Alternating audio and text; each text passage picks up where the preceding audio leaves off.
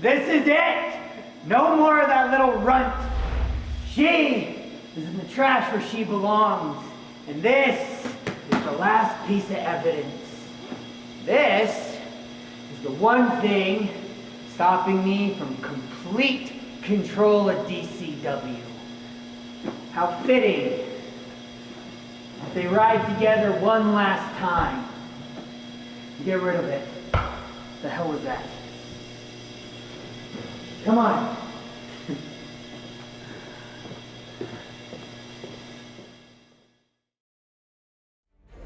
Ladies and gentlemen, please welcome to the ring at this time, the DCW champion, William Palé. Ladies and gentlemen, we have started out this show shockingly, to say the least. Lauren Gardner here, the Cicerone, calling the action on this episode of Devotion Championship Wrestling. The footage that we started out with was given to us by someone who was asked to remain anonymous, and for good cause, because what we saw could perhaps be used against him in a felony court case, but also it raises more questions than it answers. I'm not sure any of you realize that there seems to be a little lack of color over there at the merch table. There was a certain little runt who was getting in my way. Well, she's gone. She went by, she took her little backpack, her rainbows through the court. She went the hell home. I apologize, folks. We seem to be experiencing some technical difficulties with our microphones. We're working to fix that, but some damning words from the DCW champion.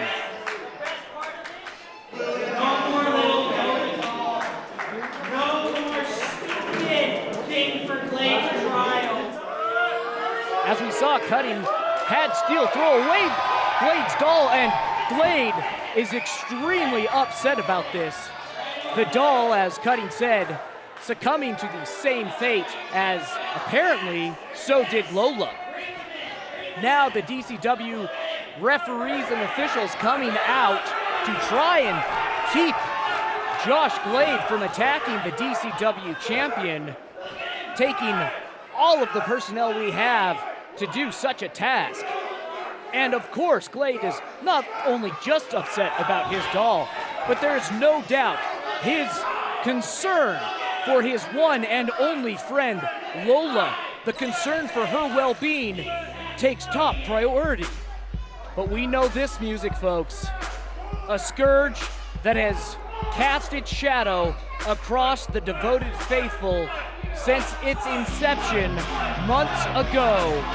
Antifa, headed by a man who only stands in the light of obliquity, the Andrew Sowell. But what in the world could Andrew Sowell want? He has no horse in this race.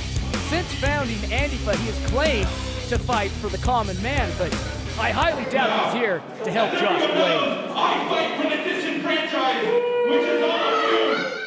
More of the rhetoric we've come to expect from Andrew Sowell and his Antifa compatriots. Now, I'm a legitimate champion as all these disenfranchised sheep. Referring to the championship he created and gave to himself. I and my comrades in the back demand that we need this title. Stating clearly what he wants, and that is a shot at the DCW title. Who the hell makes you think that belongs to you? What makes you think, for whatever reason, you deserve a shot at that? I'm a legitimate champion. You don't question a legitimate champion. And the only validation he has for deserving a title shot is that he created a title for himself, of course. Mental patient, mentally able person. There's something we can agree on. Yes. A frightening day when William Cutting and the leader of Antifa agree on anything. Meanwhile, the devoted, faithful referees and officials doing their best to contain the rage and pure emotion that Josh Glade is exuding to try and get at the man behind what I can only speculate was the mysterious disappearance of Lola. And that's just it, folks. Sadly, this is not a joke. This is the state of affairs that is the Filter enters the fray Filter, who we last saw completely devastating Jumbo. Oh, goodness gracious! DCW's own Saitama proves that he is a one-punch man. But this raises even more questions. Blade breaking free from the officials and now raining down blows on the DCW champion. The devoted faithful extremely excited to see William Cutting getting a piece of what he deserves.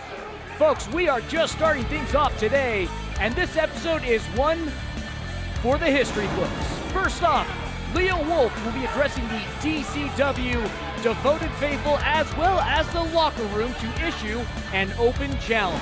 And in our main event, the good folks at Palé Pro have scheduled a match here in Salt Lake City as Sam Adonis defends against Beastman Husk. Adonis, a former DCW champion himself, I'm being told is arriving now, and let's go to JV Vernola, who is standing by.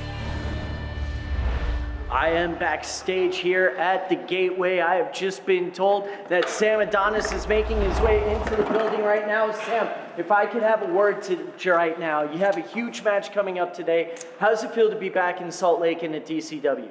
It's great to be back in Salt Lake, but I want to know why you're in my face already. I literally just got off the roads. It's garbage out. This city is ugly. It's completely snowy and crappy. I want to settle in and relax because I have a big match tonight. I'm defending my title, the Palé Pro Wrestling Championship against Beastman, and then I'm going to settle in real nice and get comfortable in DCW and become the champion once again. So I don't need to be hassled by you. If you need to talk to someone, talk to my manager because he takes care of my problems, okay? I was just doing my job. Back to you, Lauren. I was just... Don't beat yourself up, JV. Adonis, he's a hard interview. Devotion Championship Wrestling, let me hear DCW! You can follow Leo Wolf on Facebook. I guess there were almost 60,000 other Leo Wolves vying for that handle. And that's the last time I'm ever gonna play to any one of you. Oh, good grief. At this point forward, it's time for a change. And you wanna know why? Because every time I play to the crowd, I end up losing. I end up not getting the opportunities that I deserve. I deserve to be on top of Devotion Championship Wrestling. I am most definitely better than anybody in the back, and I won't even get to any of you out there. I apologize that our in-ring microphones are not up to par as of right now, folks.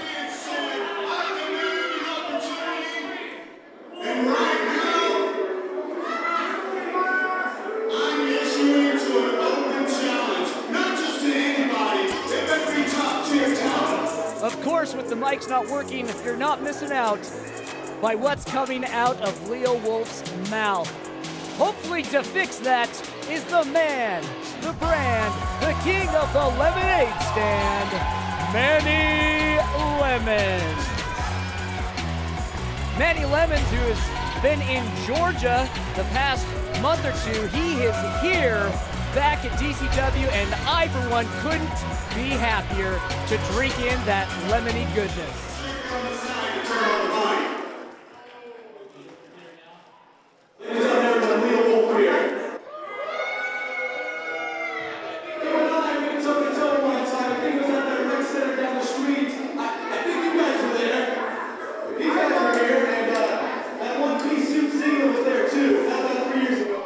Not much has changed since their last encounter, including Wolf's wardrobe. I'm flew my ass all the way from Atlanta, Georgia here tonight for the lovely Devoted. And that is what devotion is all about. I just told these young people I decided to put myself there like you said before. Challenge accepted. Manny Lemon showing that he is a man always ready to accept a challenge at any level. What I'm waiting for is a rep to get out here. But before that happens, you're going to get on your knees and tell me that I am better than you. I am the best Utah wrestler, and you know it. Not just Utah, but all over. I definitely don't see Manny doing that at all. You will pay the consequences.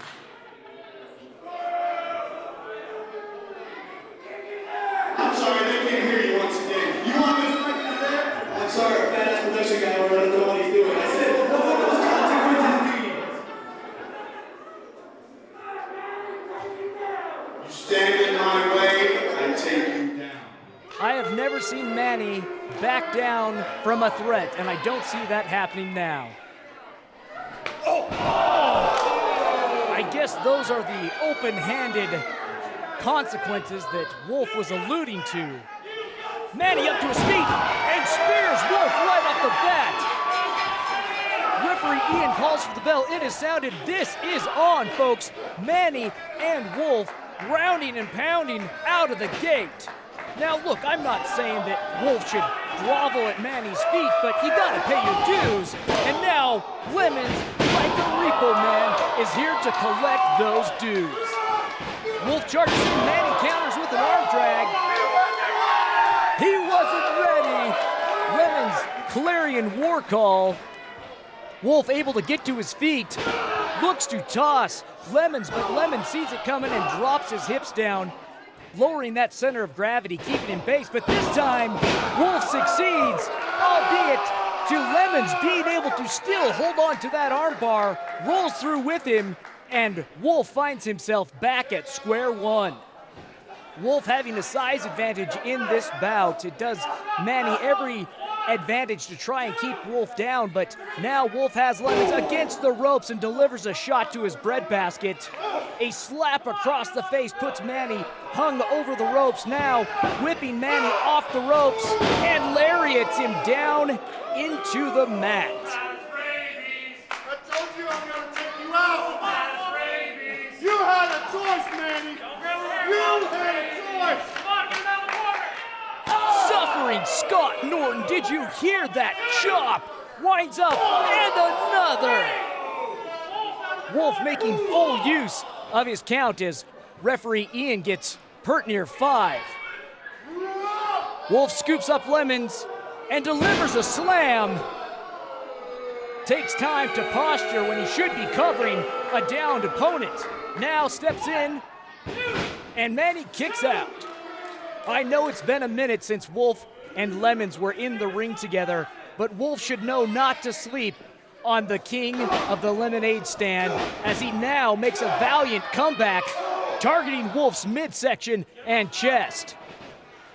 Wolf reverses, Manny comes back off the ropes, and down goes Lemons with another lariat. You don't learn. I'm gonna take your head off, man.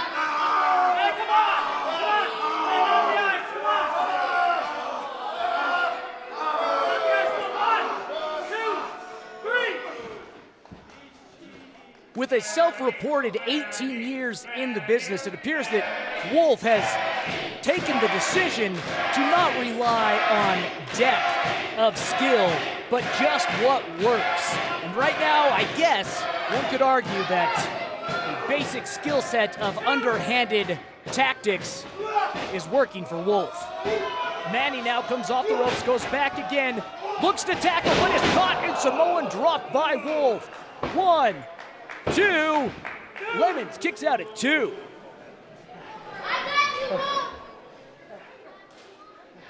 I don't need any fans. Leo Wolf having no hesitation in letting the devoted faithful know how he feels about them. Putting Manny into the corner and again chopping Lemons in the chest. Throws Lemons into the corner, follows up with another lariat. Are you counting the lariats, folks? Wolf looking to duplicate that same offensive set. Does not get the same outcome. Steps back up to the plate, 2 to the chest.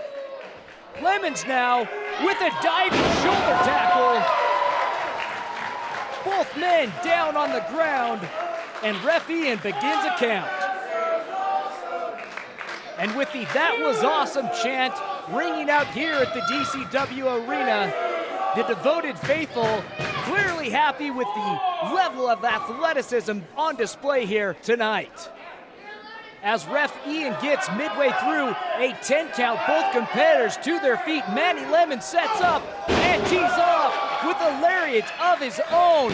With batteries charged anew, running off the zest of life, Manny Lemons scoops up and slams down the moon. Manny waiting for Wolf to return up Palé. Now looking to deliver a lemon drop. Beautifully done by the man, the brand, the king of the lemonade stand. Not enough to keep Wolf down though, as he gets a shoulder up at 2. Lemons calling for that last little bit, that little nudge he needs to get it done and to seal the deal. Lemon in, wait, Psycho? What is Psycho doing? Psycho pulls the lemon out of Manny's hand.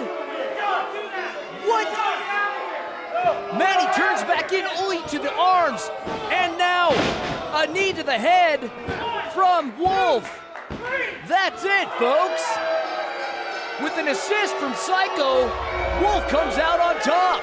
Ladies and gentlemen, your winner, Leo Wolf. I've just been handed a notice. We have some breaking news here spilling out of the top of the episode. Next week, King of the Gateway 4-way elimination for the DCW Championship. Speaking of championships, let's go backstage to the Palé Pro Challenger.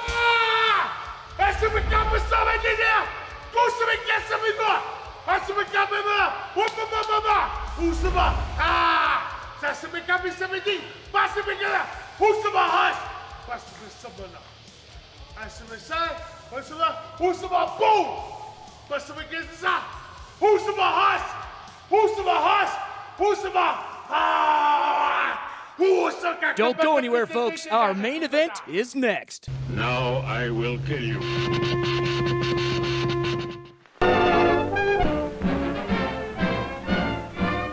I'd like to begin with a fact. A simple yet shocking fact. It is this. A flood tide of filth is engulfing our country in the form of cavemen, females, and by he-males, animals. Male and female alike are hardened in cynical contempt of human life and values. And thus the grotesque costuming and several persons inflicting pain upon the other. Yet much of this material has been described as an illustrated, detailed course in crime and violence. This moral decay weakens our resistance to the onslaught of the communist masters of deceit. An invitation even is extended to come join the fun. But through this salacious material, these abnormalities are corrupting the minds and the hearts of our children. What you have just seen is not the worst material available, and yet even this required editing to make it suitable to be shown in this film. The vast majority of this material is too obscene to show. Welcome back, folks. This is our main event for the Palé Pro Championship. Sam Adonis defends against Beastman Husk. Yes, of course, Sam Adonis, not his first time in the DCW squared circle. MK, sadly, becoming more and more regular. However, for Beastman Husk, coming out of the deepest and darkest places of West Virginia, and believe me, folks, only West Virginia could produce a beast like the Husk. I don't believe Ref Ian speaks Hushima. Sam Adonis not waiting for anything. Ref Ian calls for the bell. It is sounded, and we are underway. Adonis, who recently obtained the Palé Pro Championship just over a month ago, he's even had a successful defense of the championship against AAA Luchador and Triple Mania headliner Psycho Clown. I can't begin to express how elated we are that Palé Pro would choose DCW to highlight their prestigious championship. Though what's taking place in the ring, Sam Adonis is not going to want on any highlights ever, as Beastman Husk is taking him around the world on a tour of turnbuckles. They say styles make matches, and I can't think of any more diverse styles than the bombastic approach to wrestling that Beastman Husk has, and the over-calculating approach of Sam Adonis, and even more so from his manager, the MK Bandit. Referee Ian doing his best to keep Beastman Husk in the ring. I'm sure, oh, nice, MK. I'm sure his glutes don't need a deep tissue massage right now.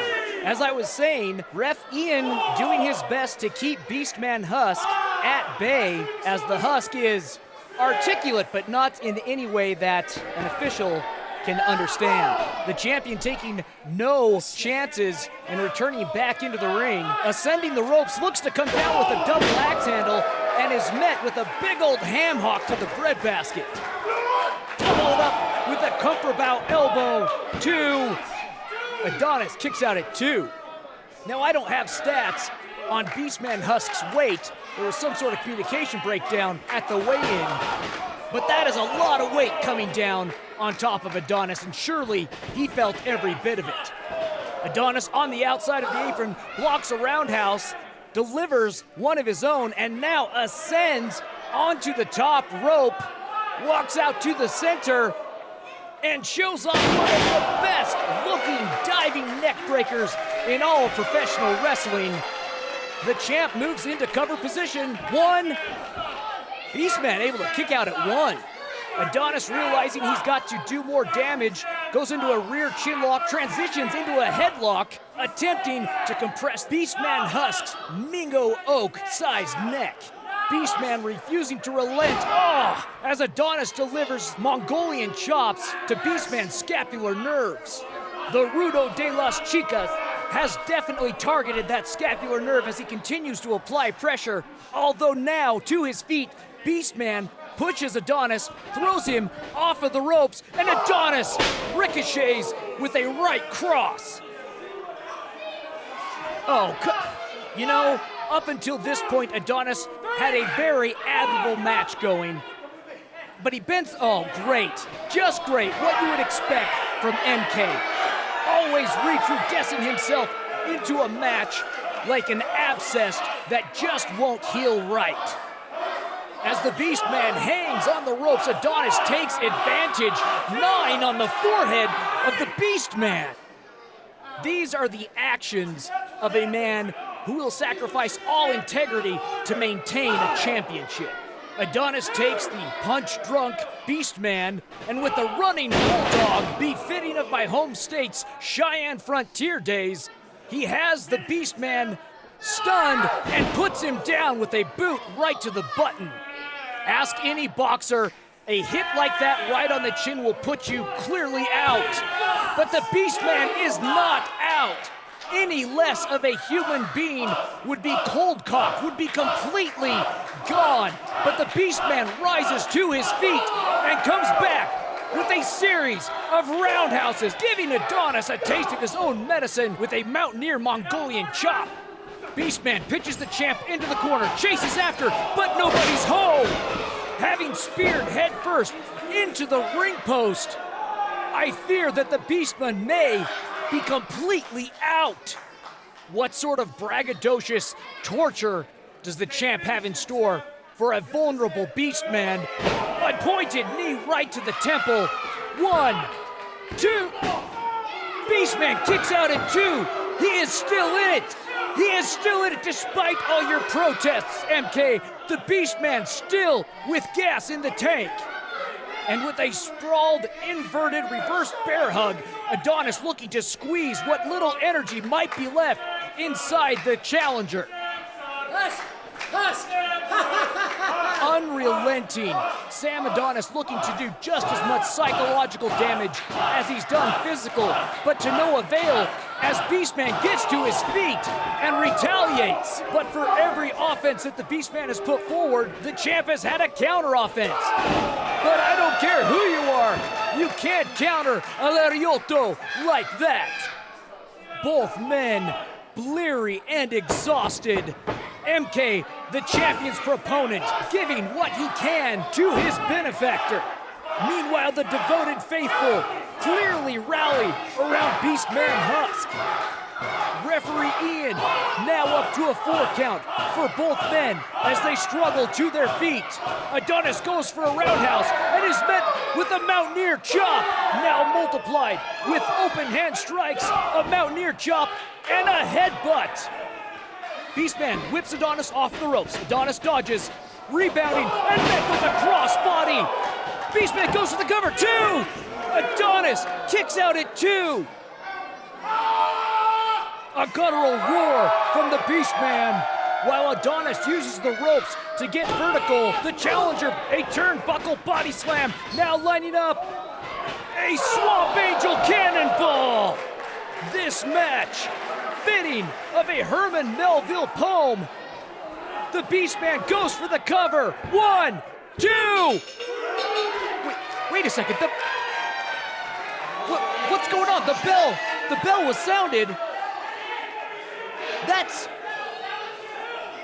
Kyle Hessler. That's Kyle Hessler, the Palé Pro owner. MK rang the bell. MK prematurely rang the bell, stopping the count. Oh, Adonis with shots fired below the Mason-Dixon line. Goes for the cover. 2. No!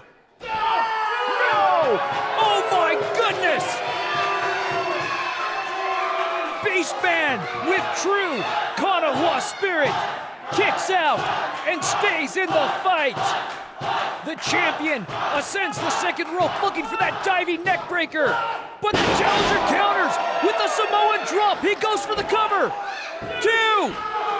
Adonis kicks out at 2 3/4.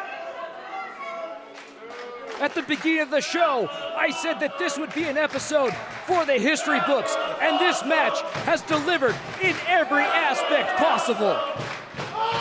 One need not speak Hushima to understand what the Beastman has in store for Sam Adonis. But anticipating the attack, Adonis preemptively puts a boot through the Beastman's jaw and now delivers a Lariotto of his own. This time, climbing the ropes, onto the second, now the top. A giant frog splash. He goes for the cover. 2. That's it, folks. Ladies and gentlemen, your winner, and still Palé Pro Champion, Sam Adonis. What a match. Ladies and gentlemen, as always, I'm the Cicerone, Lauren Gardner, on behalf of Palé Pro and DCW. Until next time, stay devoted. Now I will kill you.